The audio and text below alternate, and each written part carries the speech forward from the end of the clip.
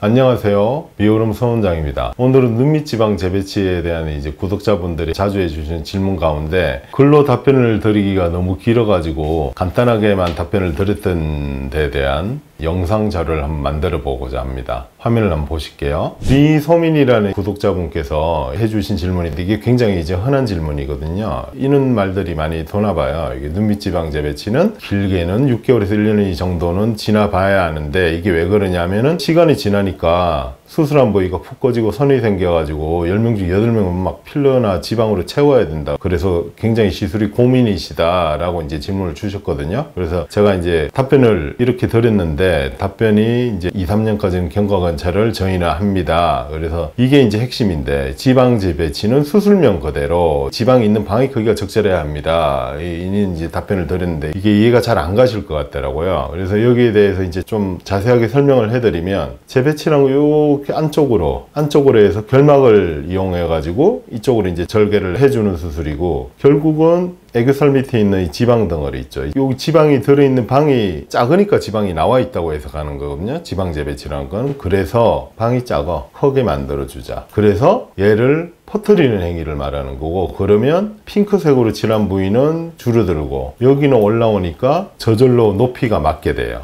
저절로 높이가 맞아서 이제 이게 볼록 나온 부분도 없어지고 꺼진 부분도 없어지는 그런 형태의 수술인데, 문제는 이분이 이제 말씀하신 건 이제 선이 생겼다는 말씀은 여기하고 여기가 푹 꺼지고 이 선이 보인다 이런 말씀인데, 이런 거를 이제 추측을 해보면, 제가 이제 재수술하러 오시는 환자분들로 이제 추측을 해보면, 첫 번째는 제가 영상들에서 많이 설명을 드렸는데 나와 있는 것이 전자 나와 있는 게 있고, 아니면 원인이 노화로 인해서 눈밑 처짐으로 인해서 나와 있는 게 있을 수 있다고 했어요. 근데 눈밑 처짐으로 여기가 생겼을 경우에는 재배치라는 걸로 해결하는데 한계가 있어요. 첫 번째, 이걸 요약을 하면은 나이가 들어서 내가 지방이 점점 더 나오는데 20대, 30대 환자분들처럼 재배치를 받아봤더니 시간이 지나면서 붓기가 빠지니까 이 수술을 받는 부위가 여기가 고랑도 더 꺼져 보이고 여기가 꺼져 보이더라.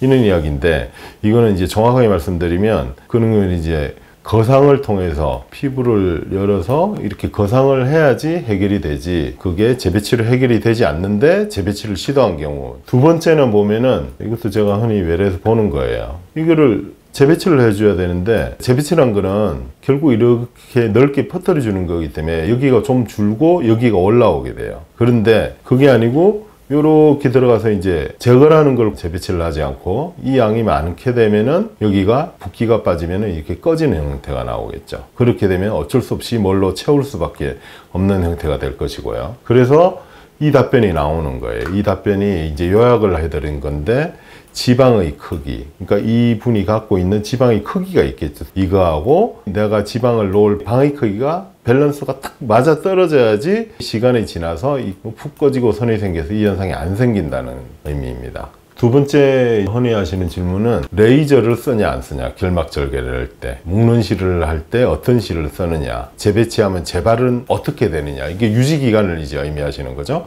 그래서 이제 질문을 이렇게 드렸어요. 근데 첫 번째 질문은 레이저를 쓰시나요 했는데, 제가 이제 외과용 칼을 써서 절개합니다 라고 했는데, 이 답변은 무슨 말이냐 하면은 이쪽으로 이제 절개를 해서 들어가겠죠. 이 절개하는 거하고 수술 결과는 아무런 관계가 없어요. 여기는 제가 항상 말씀드린, 이게 결막을 통해서 절개를 들어가냐 피부를 통해서 절개를 들어가느냐는 공사장의 입구일 뿐, 안쪽에 공사 내용이 이제 수술 내용이 중요하겠죠. 그죠? 이게 어차피 안 보이는 부위이기 때문에 별로 큰 의미는 없습니다. 이런 말씀이고요. 묶는 실을 녹는 실을 써나요? 네, 녹는 실을 저는 써요.